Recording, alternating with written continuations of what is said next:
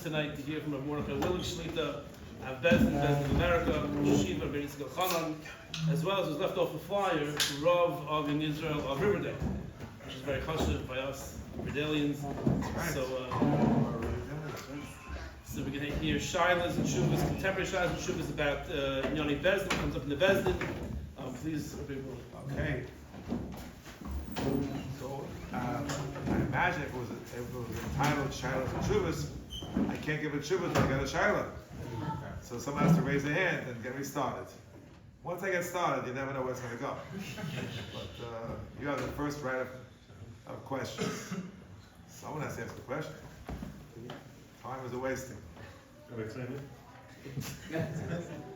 I'll start off. Oh, the rough, yeah. If a family decided to send their kids to a certain school, Right. and then they decide last minute, they sign a contract for tuition, decide last minute they're moving to Florida, let's say. So do they still have to pay the tuition in the previous school? Can they make a pshara? What's the... That's a very good question, because technically speaking, if a person signs a contract, you're bound by the contract. Of course, you have to look at the fine print. Contracts always have fine print. And there's various methods of having these contracts, because it's very common that people unexpectedly have to move out. Well, what if a person, is in a certain city, and then he loses his job, he has to move to another city. So they have to pay tuition in the new school, pay tuition in two schools. It's not Yosher. So for number one, in our Beis, we almost never pass what we call din. We pass what's called pshara akrova l'din. What does that mean? We take into account the din, the actual halacha, the straight halacha. We also take into account what we call pshara. What's pshara mean? People think pshara means 50-50. That's not what it means at all. Pshara akrova l'din means we take into account what they call today equity, fairness. What is fair? What is fair?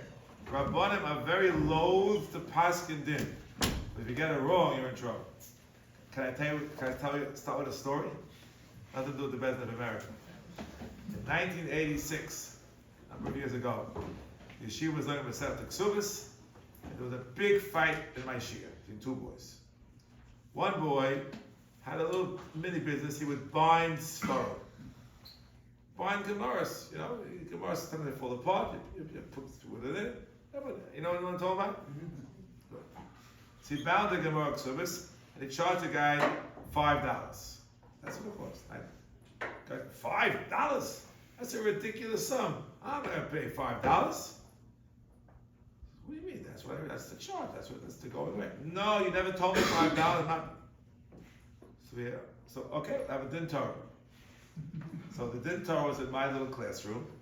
And one time was Rabbi Shechter Shlita, one Rabbi Newberger Shlita, and I was sitting there. And we right away said we want to make a pshara. So the binder said, bang on the table, no pshara. Is anyone in my class asking that, they'll tell you right away, no pshara. And Rabbi Shechter was very hesitant to pass the no pshara, because what if you get it wrong? But the guy insisted, no pshara. The stakes weren't that high. Well, guess what? He got all $5, which according to Rabbi Shechter he would have gotten anyway. People think that pshara means you split the apple. It's not true. The guy was right 100%. If you're right 100%, the din is $5, the pshara is $5, it's all $5. So in the case of this you're describing, could be the din is if the small print make it obligated to pay the whole thing. But the pshara would be pay almost nothing because he has to pay in another place. And he had to move out because he lost his job or he got a better job. Or people move out for unexpected reasons. Or maybe he lacked weather better in Florida. Or else we went to Florida. Or maybe there's less taxes in Florida. I have people in my shul that are becoming Florida residents. They're living in my shul. Have to wait 180 days. And then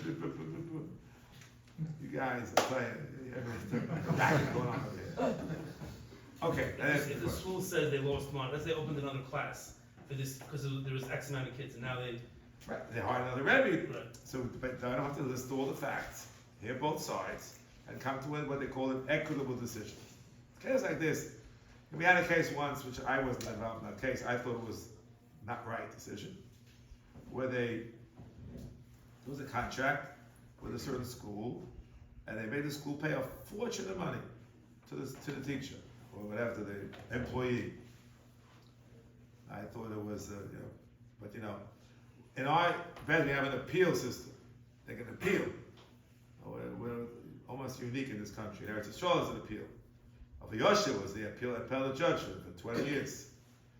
But it didn't come to me on an appeal. I just sort of let it go. But the person who ran the Beis was very unhappy with the psak, and I thought he was right. But we don't second guess the dayanim unless we ask to. And then we have to second guess. But even an appeal is only if a person makes either a mistake in Jewish law or a mistake in the facts. I just knocked off 2 appeals right now. I said, just now, last week. One guy just rehashed the old stuff. I said, this is ridiculous. The other guy, he went to some kind of toyin and quoted a din Shulchan Aruch. There is a mistake in Jewish law. Who made the mistake in Jewish law? This is on tape, but okay. Rabbi Yonah Rees, he was the original judge. He doesn't make so many mistakes in Jewish law. So I wrote, there's no mistake in Jewish law. He quoted me a source, I quoted him a different source. Shalom. But you gotta love it. These lawyers are Talmidei Chachamim, or they hire Talmidei Chachamim. No, the lawyer they're both Talmud. One's a very close Talmud, one is a semi-Talmud. And one of the close Talmud said, Rabbi, you saw? He hired a toyin. I did it myself. And you said I was right. Anyway, this is an exciting place. Okay, next question. Yes? In the realm of investments, so let's say somebody asked me this a while ago, invests with Plony, let's say $300,000. Right. And Plony separates the two investments, 150 here, it's 150 there, and he loses one of the 150, and the other one, after making a certain amount of money, comes mature, and the guy says on the spot, you know what, I want to help cover your losses, so I want to take the 150 and put it into something which is already. He's going to go, are you sure? And there was never any official documentation. It was just a switch right away, and they ended up losing that also. Is that who bears the responsibility? Again, I want to tell you something. When it comes to all these things, what you need is a meeting of the minds. A meeting of the minds. What did they mean? The Chofetz Chaim writes, whenever you have these deals, put everything in writing. That solves you so much grief down the road. So much grief. Then you meant this, I said this. If this is in writing, bring out what's written, and that's all done. But if things are not in writing, it can be very, very, very bad. Very bad. I had a sad case where there was an investment that went sour, and one party accused the other one of fraud. They wanted to take him to, the secular authorities, which could have ended up in worse than just paying money. And it was very upsetting. Very upsetting. But they had no right to do that. Should have gone to Beis Din. So the fellow said, all right, we'll go to Beis Din, but what if he doesn't pay? What if he doesn't pay? We have a system. You sign a document of arbitration. It's enforceable in court. Oh yeah, but he'll say he doesn't have the money. Well, he can do the same thing in court. Have the money. No, you should put it in escrow. He wants in a precondition, when should put it in escrow? So there's no court or Beis Din that I know about that as a matter of course puts money in escrow. So it was a whole tumult. I went to 4 big rabbanim in Eretz Yisrael to have him write down. No, it's not an escrow. That was 13 years ago, a little more. I happened to be in Eretz Yisrael for a particular reason, and it was Sukkot time, and I went around to the 4 chashuv rabbanim, 2 from Yerushalayim, 2 from Bnei Brak. I'll tell you the names of the 4 of the most chashuv dayanim. It was Zalman Nechemim, that's why I started with him, Osher Weiss, and Rabbi Yehuda Silman, and Rabbi Mendel Shafran. He said, you can't top this. You can't top it.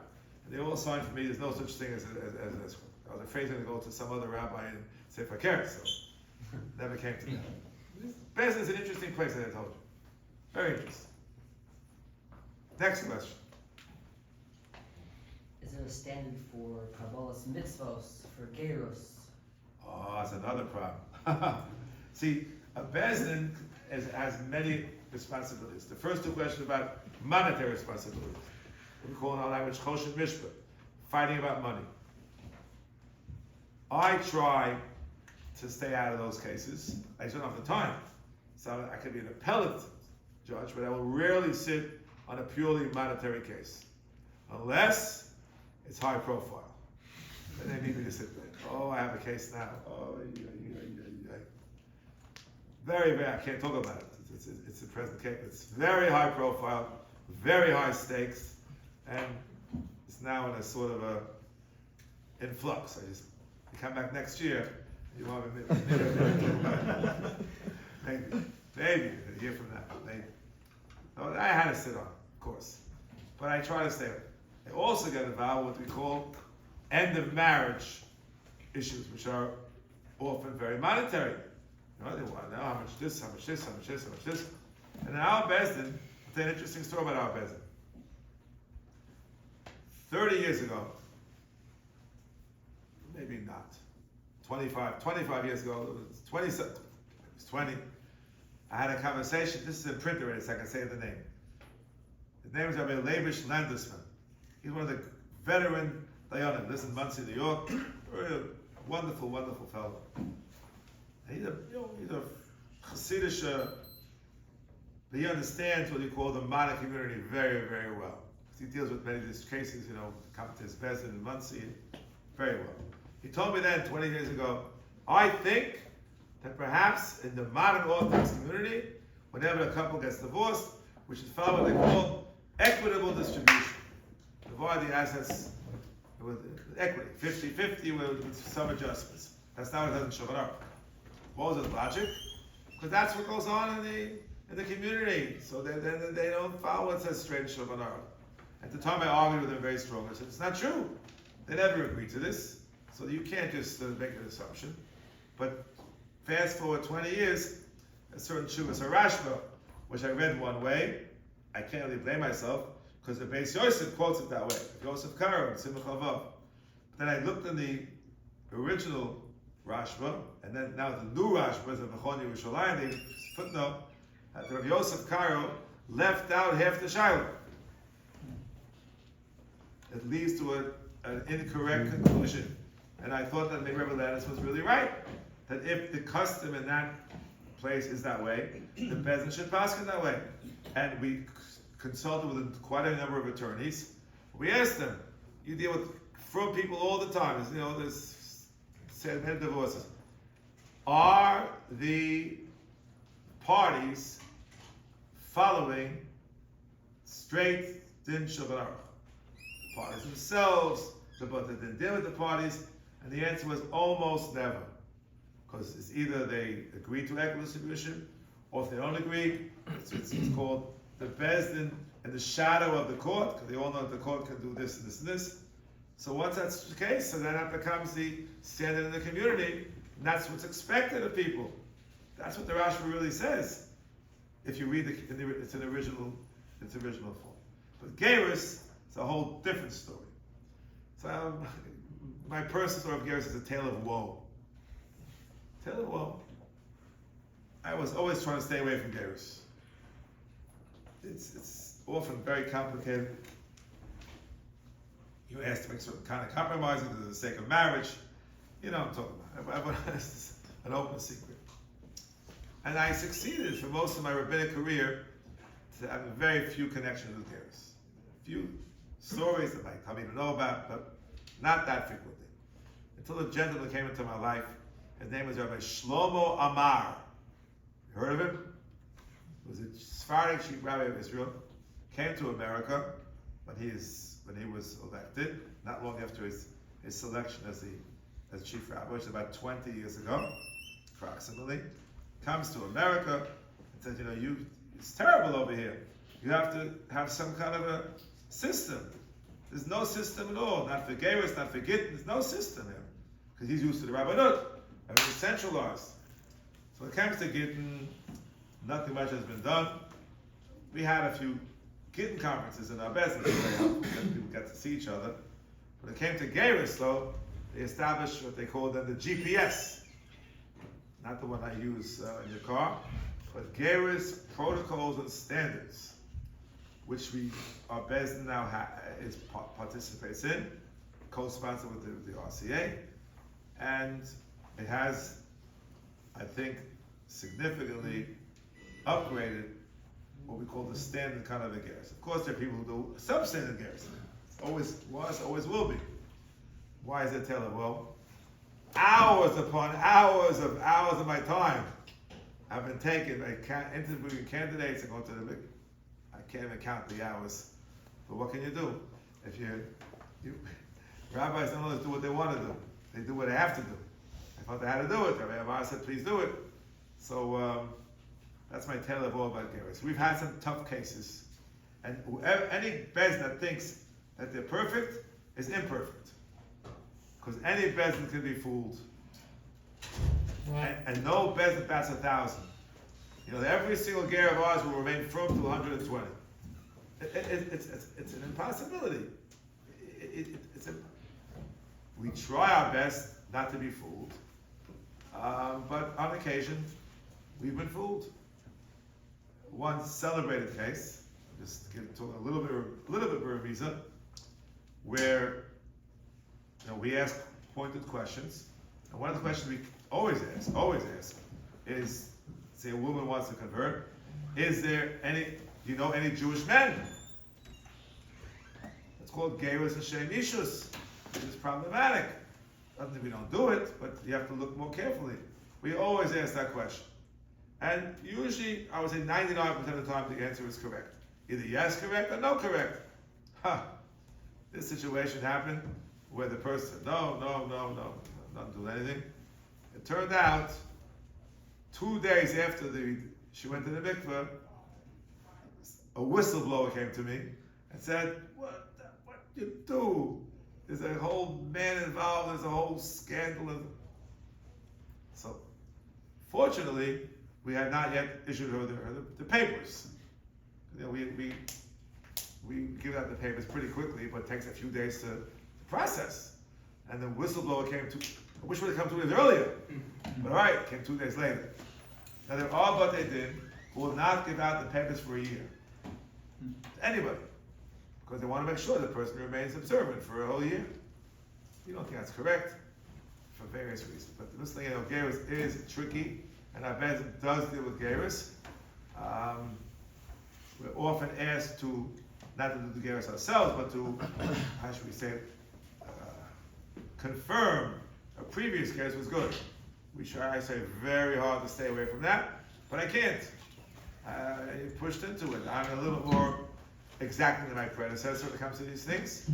And just today, I was talking to someone from the GBA has branches. We have a South Florida branch. Rabbi Flug, one of the Choshev Rabbanim of Boca, runs it for us. And just today, I spoke to him. I was there. Can we confirm this Gerus? What happened? The Gerus took place. No question it took place. How do we know? Because there's one person who remembers that it took place. The main rabbi has no recollection. The other person doesn't know who the third judge was. But meanwhile, the rabbi, they wrote a letter of confirmation already 15 years ago or something like that he knows it took place. Can I sign a piece of paper now that it took place? It puts me in a hot seat. Next year I'll tell you how I got off the hot seat, which way I came down. But my guess is I probably have to sign it, because it has to have happened. It's a reputable people. Don't lose the papers. If someone's the one paper you can't lose. Now we keep copies in our Beis. So even if you lose it, we have it. But we're organized. I've done private Gerus, and I have not organized at all. Most Rabbanim are not so organized. Some are yekis, they're files, whatever. It's not me. Not me. It's the responsibility of the person. Once the person lost the papers in the old days, you know what we do? In our mikveh in Riverdale, we insist that every single Gerus is written down in the book. And sure enough, the person lost the papers, but what day was it? What month was it? There it is. Names of the judges. It's very helpful.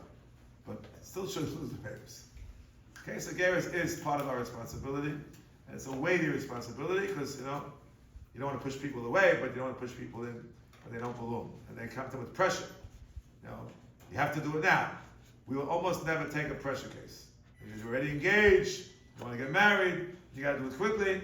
That's not a good situation. Not to try to avoid those kinds of situations. Once in a while, they make an exception. The exceptions include what we call a giyur l'chumra. There are many people, you'd be surprised how many, who are sitting in the kollel somewhere or learning about Asmad in the yeshiva. It turns out that their mother had a questionable conversion. You cannot imagine how common that is. You cannot imagine. And those be streamlined. The guy sitting in Beis Medrash the whole day. So it's not a question. Or young ladies in Stern College, they're as firm as can be. But there was a questionable conversion by the mother. So we call it giyur l'chumra. So we very often will do that more quickly. Next question. So for only rabbis have asked questions. Did you notice that? 3 rabbis raised their hands. Thank you. Was there ever a case that the two parties came to the Beis Din, the case was treated, then they left to a Goyish court, Have it overturned. and then did they ever the Goyish court consulted back with the Beis Din? They don't consult. They either confirm or deny. They can overturn us if they want. But it's very rare. Very rare they'll come back. I'll tell you a story. I have a story about that too. Any question, I have a story. Listen to this story. It's an appeals case, actually. We have a prenuptial agreement. That's another story. But Baruch Hashem, it's been pretty successful. The main thrust of it is that in case the couple separates, then the man is supposed to support his wife. Now he's not supporting her anymore because they're not living together in the same house. So he has to give her X dollars a day for her support as long as they're Jewishly married. It's an incentive for a husband to come to Beis Din and not to hold her in Aguna. Fine and dandy. This is the story. Goes back quite a number of years. A prenup was signed. At the time, it was $100 a day. Okay. So a woman summons her husband to Beis Din, and he says right away, the first day, I'm happy to give you a get whenever you want. Okay. Takes 3 months till they come to Beis Din. Why takes 3 months? You need 7 people. Husband and a wife, 3 judges, and each one comes with a lawyer. We don't take Torah in our Beis Din. Oh no, Torah, that's a dirty word on me. Has anyone ever been to Beis Din? It's a dirty word. They scream and they yell and they this. A lawyer can be disbarred. A Toyin? Great. The more vicious and ruthless and dishonest he is, the higher price he commands. Can't disbar him. We don't take them. So you need 7 people in the room. Took 3 months till they got to the Beis Din. Comes to the Beis Din, I'll give it again today. No. She wants to go to secular court. Strange situation. You know how long it takes? It took her 3 years. 3 years till they finally had a civil divorce. So he gives it again the same day. Gets a love note in the mail. $100,000 you owe me. Back support. 3 years. $100 a day. So what makes our prenup unique, why the Rabbanim who like us, not the others, no one can impose this obligation except for our Beis Din. No one but the Beis Din can impose the obligation. So they came to the Beis Din, imposed the obligation, $100,000. So Dayanim, it was a rare split decision. We try to move by consensus. 2 judges said, listen, he came to Beis Din, he's willing to give the get. I mean, you can't ask that. But the first 3 months, it wasn't in Beis Din yet. He has to give it $10,000 for 3 months instead of $100,000 for 3 years. Not so bad. The third judge says, no, not 1 red cent. He said he was going to give the get the first day. It took 3 months for us to get organized. That's not his fault. There was never an intention to do. So 2 against 1, $10,000 in Ipsach. They both appealed. She said, I want 100. He said, I want nothing. I was the appellate judge. Rabbi Schwartz, Sal was it. Our best, he passed it off to me. So I worked hard on it. And guess what? I overturned the Beis Din, and I said 0. Oh, she was fit to be taught. So she went to the court, it was in Maryland, to overturn my decision. I can only overturn a decision with an arbitration agreement on 2 grounds. Corruption, which includes the secular law, and in strict halacha too, we call ex parte communication, that the judges are speaking to the parties not in the presence of each other. Sadly, even though it's halachically prohibited, Aruch HaShulchan already writes that they have zablos and they do it, and it's a churban. But okay, but anyone, if it happens, you get to overturn it in court in 2 seconds. Which didn't happen in our case, obviously. Or an irrational decision. Irrational decision.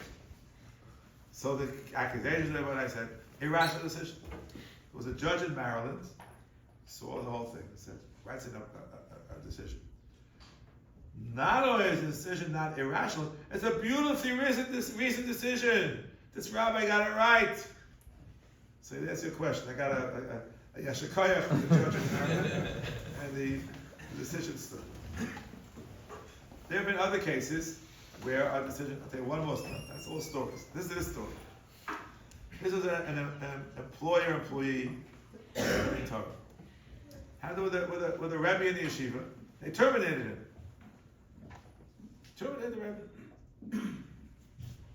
The Rebbe came to the Torah, did our best. Why was he terminated? He had been granted tenure by the previous head of school, liked it personally, gave him tenure, even though, truth to be told, he was did not fit in quite to the shkafa, we'll call it, of the school. It was much more yeshivish, the very modern co-ed school, but the matzachem by the head of school, so he gave him tenure. Head of school left. We just read it next week, and he wanted to have him terminated. Came to Beis. Usually in these cases, 9 out of 10 or more, it's just a matter of what we call severance. Severance, yes, severance, no severance. Here, there was no reason to terminate him. We knew the reason. The reason was he wasn't aligned with them in Ashkafa. I remember one thing that sticks in my mind. So we asked, what did he do wrong? So he didn't say Hal Yom Asut. So the rabbi says, how do you know?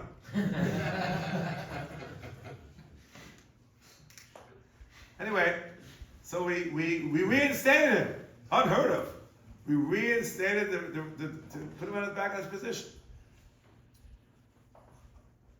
Now the rule is that anything which is with arbitration, if you go to the secular court, they'll confirm the decisions. It's binding in secular law as well.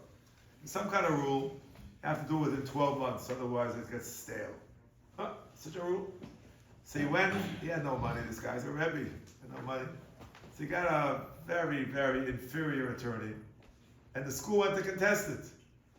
And the self-hating Jewish judge ruled against our Beis Din. No, he's terminated. I want to say at that point in time, the entire Beis Din system in New York State and the entire USA was shaken. If a judge can come and take a decision by 3 reasonable judges and just say no, so what disaster? Please be patient. We got 2 young, extraordinarily brilliant attorneys to work pro bono. What pro bono means? For free for this rabbi who appealed the decision to the highest court. They did a job. And the 5-member appellate division said that our decision is correct, and they really gave a patch to the lower judge. What you do over here? And from that moment on, the entire Beis Din of New York and the USA was given a boost, because now a much higher level of court ruled in our favor. It was the right decision. So as I said, Beis Din is always a fun place, and a lot of things to talk about. Any more questions? Yes, sir. So let's say the other way, would Beis Din ever oppose a ruling issued in a USA court? That's a problem. If a USA court offers a decision and then they come to Beis Din, So it's a tricky business. Let me explain to you what it's all about. If you look in Simcha Vav, in Choshen Mishnah, there it says as follows. Ruvain takes Shimon to a secular court, and Ruvain loses. The Beis should not give him the time of day. You cannot get 2 bites at the apple. You chose secular court, and you lost, done. So we will not take such a case. Is it because of Dina Malchus Dina, or just We will not take the case. You want to know why you will not take the case? Yeah. I mean, the Rambam says not to take the case, but I mean, the way I read it anyway. And to read it, you can't get 2 bites at the apple. That's a simple thing. You chose to go to secular court. You want to know, is that based on Dina Malchus Dina? In my opinion, the answer is yes. But this should not take it to the extreme that we always apply Dina Malchus Dina between 2 Jews. We usually don't. You have to follow the halacha. Unless, as I said earlier, there's an implicit understanding. That's what the community is doing. That was my story with the equitable distribution. But if that's not that situation, not. So I believe that we should take it into account if that's the meaning of the minds. If that's the meaning of the mind. The judge has to. What did the people mean? What was their intention? But that's the whole thing. I had a case once before our Beis was reorganized, which is more than 25 years ago. I got stuck in a case of a Zablaw. I hate Zablaws. It's not a good thing to do. But I had no alternative. Someone from the shul was summoned to a Hasidic Beis Din, and he's not Hasidic, and the plaintiff's not Hasidic. They're all clean-shaven men. And what's it doing about Hasidic at Borough Park Beis Din? What's it doing there? So I had to go on the other side. Whatever. So I said, was there some kind of thing called title insurance? I said, listen, this fellow, forget the expression, this Megillach, this clean-shaven guy from Young Israel somewhere, who deals with all the time with non-Jews and with non-from Jews, and it's always done with attorneys, never goes to rabbis. So they understand, if you go to an attorney, it's going to be decided by the law of New York State. Just his mazel, he had another from guy from Young Israel in Riverdale, with this other Young Israel fellow. So I said, you have to follow the law of the land, not because we followed the law of the land as such, because that was the meaning of the minds. The same contract, the same words, the same everything. Anyway, I was outvoted by 2 very respectable judges, and the rule is, if you're outvoted, you got to sign your name anyway. So I signed my name anyway. I suspect they knew I was right. How do I know? Because they gave the fellow less than half of what he asked for. They said to me, if you're right, why we have to go to law school? We have to know what the law is. I said, yeah, I don't have to go to law. I didn't go to law school either. I found out what the law is. I don't have to go to law school to find out what the law is. Anyway, so it's tricky. Even before a ruling is issued, let's say it's a lengthy legal battle, would Beis Din ever step in the middle if a guy? Here's the story. We believe that from the moment that a substantive decision is being made in the secular court, even not the final decision, is an expression in America. The guy smelled the coffee. He saw he's going to lose. Oh, he's about tshuva! He's coming to Beis Din! That's your next case, Rabbi Balshuva, not this case. Too late. Once you smell the coffee. If nothing happened yet, then we'll take the case. Yes, please. The topic that hasn't been discussed yet is Yerusha. Yerusha, yeah. Yerusha. Wills and Very good. Another good question. Wills. Experience with how that's applied today, practically. Yeah. And what interesting cases. When there's a will, there's a fight. So, according to almost all authorities, a secular will is not enforceable in Jewish law. Rav Moshe has a big kiddush, but the consensus was not that way. So the way to have the will being enforced is you have to, we call, to use a parlance from the Shulchan Aruch, a shtar chatzi zacha. What does that mean? It means that, as you know, Psukim Chumash. I'm sure the young boys know that Psukim Chumash. Benos Slavcha. You remember Benos Slavcha? There were no brothers, so they got the Yerusha. But had there been a boy, he would have gotten everything, they would have gotten nothing. That's the rule. Torah says, finished. But you know what? the Ramah was a Renaissance man. And even preceding him a few centuries, the women were complaining and decided, we have to arrange that the woman, the daughter, should get a half a share. So, for example, the 2 boys and 2 girls, according to strict halacha, the boys get everything, the girls get nothing. It's a Bechor, he gets Pishnai. And what we'll do instead, we'll give the boys each one a third, and give the girls each one a sixth. Hence the term Shtar Chatzi Zoch. The Ktsos HaChoshen talks about a Shtar Zoch HaSholem, where they divided the money equally among all the children, boys and girls. There's a saying called the Gesher HaChaim. You ever heard of Gesher HaChaim? It's famous about it. Because Avelis of Tukachinsky in Mishalai tells the following story. There was a purist in the old Yerushalayim with a lot of money. It's a chiddush. With a lot of money. And he decided, he left a will, I want it to be only by Din Torah. Habchor kibchoroso. He should get Pishnayim, the eldest son, and the other boys, and the girls get 0. It led to a bitter, acrimonious battle between his children, to the point, this is the words of the Gesher HaChaim, that people said he would have been much better off had he died penniless, instead of bequeathing hatred to his entire family. Gesher HaChaim says the best thing to do, split everything equally. Equally. There's no equally. It's against the Chumash. You find a way how to do it. How do you do it? So the Ramah had the idea, he used the Chatzi Zoch, what's that mean? Case in point, a man has 2 sons and 2 daughters. So he writes a document of indemnification. It's chayvus.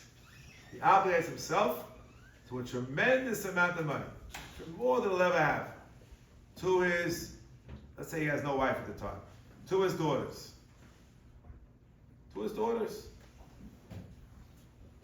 Okay. But he puts in a condition. What's the condition? If my sons or my rightful heirs will abide by my last will and testament, the second will, then this obligation is rendered null and void. If they don't, then it's in full effect. Now what happens? What happens is that the boys are behind the 8 ball.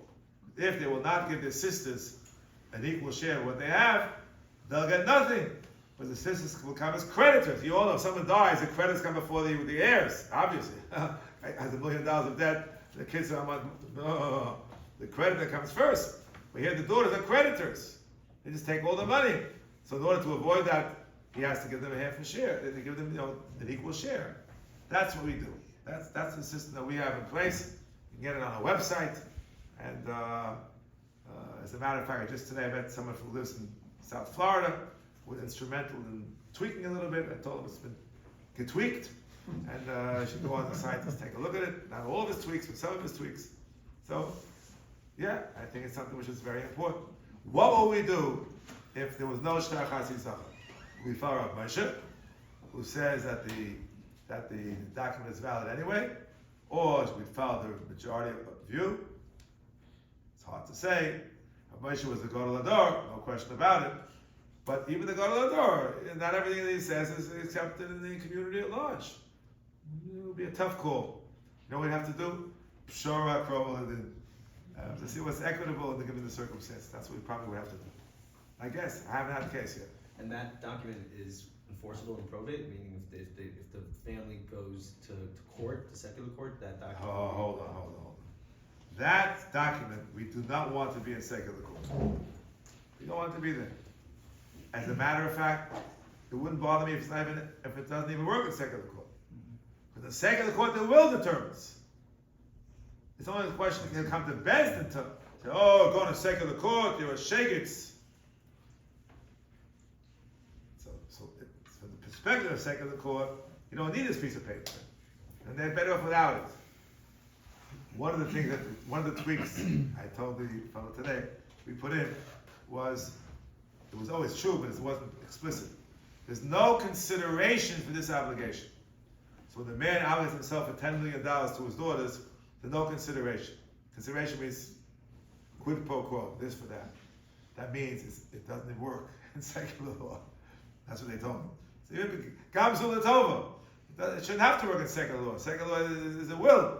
In Jewish law works, and secular law not. So, for us, both ends in the middle. Yes, sir. Unless I'm mistaken, my understanding is a trust is a matana mechai. Very So good. if someone leaves everything in a trust, Very good. you still need a. Very good. That's an trust excellent question. officer? In my humble opinion, if everything is in a trust, that bypasses the laws of Yerusha. There are many things that bypass laws of Yerusha. Trusts bypass Yerusha. Insurance policies bypass Yerusha. Survivorship. Today, for many people, if not most, the biggest asset is the home. And the home is typically the name of both spouses. If one predeceases, it automatically goes to the other spouse. In my view, there's no need of Yerusha. It's automatic. So for many people, you don't even need all this. You're right. But if you have a lot of money, then that's when it most comes up. What can I say? Present company excluded, I assume. Oh, Rabbi Stoll, yes.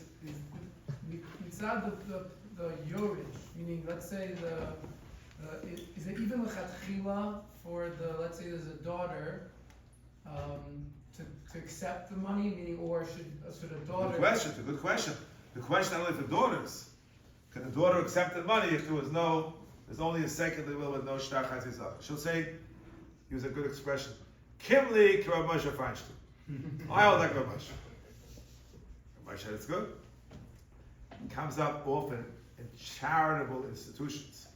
Many people leave money from their estate to charitable institutions. It's a good thing to do.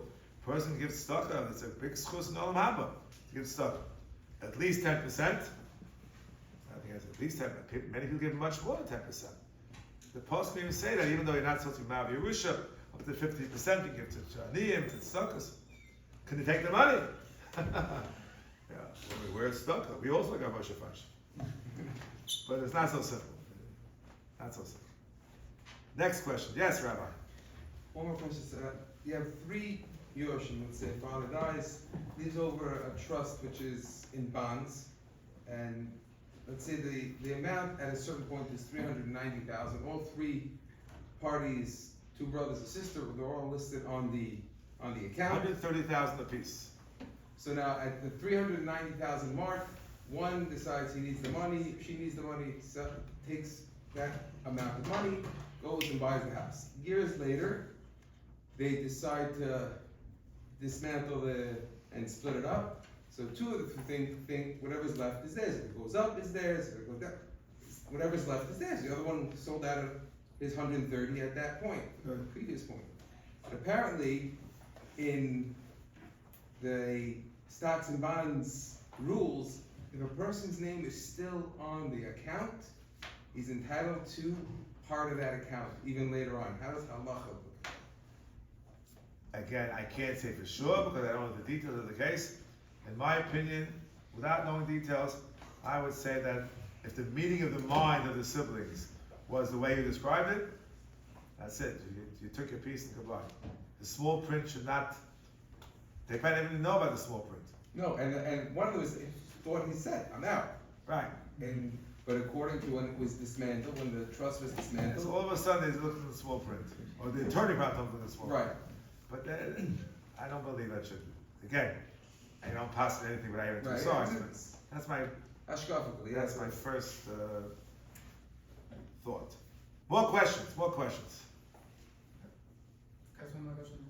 All right, I stole it. Second question. So if someone damages let's say someone's car, Yeah. in a way that according to the halacha, it's just a minor dent, it would be very little money that would be owed, but insurance will pay a lot of money because it turns to different rules. Do we go according to Very, very good question. I want to tell you one thing. Normally, if it's a financial matter between two parties, it has to go to the Beis. You're not allowed to go to secular court. However, there's a very big however. In many cases, in our financial world, the person doesn't pay, the insurance company pays. And in most cases, the insurance company is not going to pay for some business said. Only when they're going to pay if it's secular court says. If that's the case, although on paper, the defendant is Yankel, in reality, the defendant is Prudential Insurance. Because they're going to be the ones to pay. If that's the case, it's permissible to go to secular court. And if someone came to us, we'd give what they call a heter arkos. You may take this case to secular court, because if you come to the Beis and you win, the insurance will not recognize that. Everyone knows there's insurance. Car insurance, you have to have car insurance. You have to have it. It's a liability insurance. You can't drive without liability insurance. You have to have it. Those are the rules of the road. Everyone knows there's insurance. And everyone knows that if you cause damage, the people going to pay this humongous amount will be the insurance company. So, and the insurance company is only going to pay if either they agree. Most things are now agreed out of court. But if it comes to it, only if the court decides, not if the peasant decides. So therefore, that's called a situation where you may go to secular court because the party of record is Yankel, but the party is going to pay is a non-Jewish insurance company.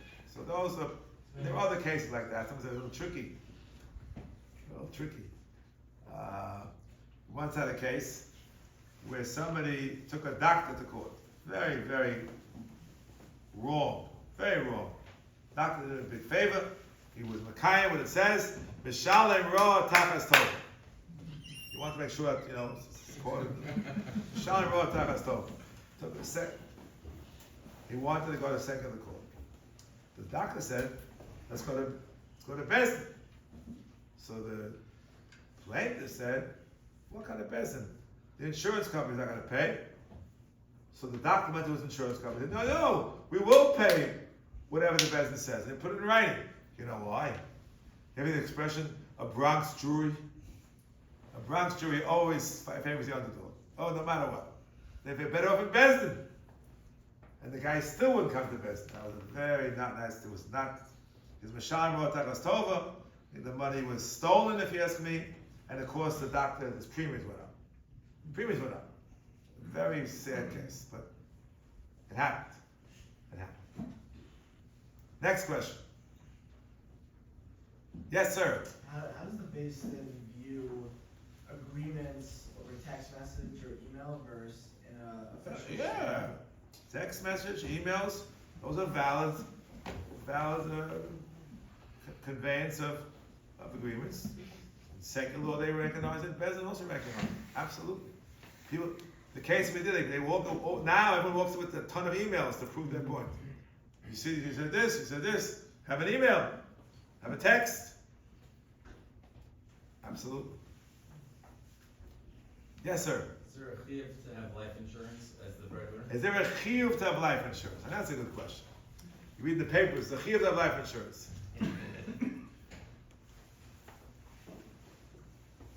When Moshe was asked, are you allowed to have life insurance? It's a chasron of bitochen. When Moshe writes, you're allowed to have life insurance. It seems to me that whoever is able to afford, and some people just have no money, that the appropriate thing is to have life insurance. Everyone should live a long, long life, but the sad fact is you have these terrible ads in the papers. Someone died, left 7 years signing them, and we have to take care of them. As a matter of fact, there's a new initiative now, kind of a community life insurance. Not the big insurance company, but 50 people should sign on. In case one of the 50 people in town, Khalila, passes away and leaves the assignment, they'll take care of it. You seen that new initiative? So it's a good idea for those who don't have life insurance. It's like a tontine. I'm sorry? It's like the olden days tontines. Okay, whatever you want to call it, but you don't want to be people in the lurch, especially now mother with your son. Is there an amount that you would say? I don't know. I'm not in charge of it. But I just saw it. I think it's a good idea for those who have a lot of life insurance in their communities, at least to have that. Next question. The Rav mentioned the halachic prenup. Yes. I know that the Rav was very involved in. I was very involved. That's true. Guilty as charged. Could the Rav just outline the opinions that were against? Was it from a halachic point of view? Was it ashkafic? Oh, let me answer you. My view is, and I think I can prove it to you, that although the opposition was couched in halachic terms, and some of them legitimate halachic terms, the main reason it didn't catch on, inertia. Chodesh asum and Torah. What's my proof? The people in Flatbush, they decided, listen, our prenup was not being widely accepted there. We'll have an innocuous prenup. Innocuous. It doesn't say anything. All it says we're going to come to Bezdin. No obligations, no nothing. Come to Bezdin. Says we're going to go to Bezdin. We want to go to court. They got comments from everybody. Shlomo Miller, who was considered the person in America now. Well, he lives in Toronto. He's the person in Lakewood. And everybody else signed on. Guess what? No one's using it. Why? Inertia. My claim is that our prenup is not Chodesh. It's Yasha Nosha. It's ancient. How so? It fundamentally follows the pattern of what's found in the Sefer called the Nachlas Shiva. Nachlas Shiva is the book of all the classical shtaros. Simon Tes, you look in there. There it says as follows. If a couple will break up, they're not living together, then the man will give 10 zuhuvim to the wife, and every week give another 10 zuhuvim until the Bezdin can put them back together again. Humpty Dumpty. Put them back together again. In my view, it's just a euphemism. It's just, you shouldn't just leave it hanging forever. I view this as a perfect precedent for our prenup. Where does this come from, the Nachal Shiva? It's considered to be Takonas Shum. The Nachal Shiva was a student of the Tas, 17th century. Takonas Shiva is 12th century. So I was 1,000 years old. It's an ancient, Yasha Nosha. But it fell into disuse. And many other things fell into disuse. The Shtachas Yizacha also fell into disuse. You know why it fell into disuse, Shtachas Yizacha? Because the girls wanted a full share. I'm serious, this is in print. Why did this fall into disuse, this Takana Shub? What happened? It was a good idea. I think the answer is because the Kehillah system disintegrated. When had a Kehillah system, the Aguna issue was solved by the Rabbanim, and there was community pressure, and, it worked. It worked. I'll tell you there's two stories, how the ancient, the old story and the new story. Kivega was once, called somebody in, you have to give your wife again. He refused. Kivega opened the first Mishnah in Kiddushin. And the boys know the first Mishnah in Kiddushin? The Kones Atzma beget Uvemisa Zabal. The way a woman gets free, tell the guy, take your choice. The guy brazenly walked down the steps and died on the spot. I always say, from Kivega till the next guy down, it would be a get ma'usa, the apostle again. Once, much more recent story happened in Toronto, Canada. Again, I think it really happened. And there was the one woman who was very, very beloved in the community. Husband refused to give her a get, and she wanted the support of the other people in the community. So the women organized and made a mikveh strike. No woman is going to the mikveh until she gets a get. She got to get very quickly. So community pressure can be very, very effective. And it used to be the technical objections. I will raise them for you. There are technical objections. One, he won't know what he's signing. To why he's signed. Who cares? You signed a lease with the landlord. I don't know what I was signing. Who reads the 50 pages of small print? You sign. Then, the other major objection is something which is called asmachta. Asmachta means that a person accepts an obligation on a contingency basis. If this, then that, then it's a problem. My view is that there's a remedy for the problem, which is found in the Shulchan Aruch. A person will say what's called a kinyan suda bezin choshev, which means you don't have to do it, but you have to admit to having done it. It's good enough. And if it's not an exaggerated sum, and you have the ability to get out of it, which isn't true in our case, it's also not considered to be an asmach according to the Ramon. I don't view it as an asmachta. I'll be honest. I don't view it as an asmachta. I have to be honest with you that Rav Yoshev Zatzal has in writing that perhaps it should be an asmachta. Anyway, the remedies will not work. My view is he's 100% right. Not that he's my haskama, according to the Rambam. But we don't pass it to the Rambam. You can't say that. You can't say I want to follow the Rambam. Shulchan Aruch is against the Rambam. I can't go into the details right now. Notwithstanding this principled objection, Rav Yoshev never came out against Afrina. And I was supposed to stop him in 1 minute. I'll give you a 1 minute explanation of my own why I didn't come out against it. He has a great question, Rav Yoshev. Every ksuba should be an asmachta. Ksuba is if the death of the divorce, I'll give you extra money because that was ksuba. It's a classic asmachta. Says Rav Yoshev, quotes from Erech Shai. There's a Gemara in Ksubas and in Kiddush. Tell me about the Gemara. Kama tanos of the mincha. Kama tanos of the mincha. How much should you give to your son, for your daughter? You know, it's business. Uncle the kitchu. Hein advarim anikna b'amira. No kinyan, just the word of mouth is good enough. Says Rav Yoshev, asmachta lo kanya. If you need a kinyan, asmachta is no good. When it comes to a ksuba, which is a prenuptial agreement, doesn't matter as asmachta. It works anyway.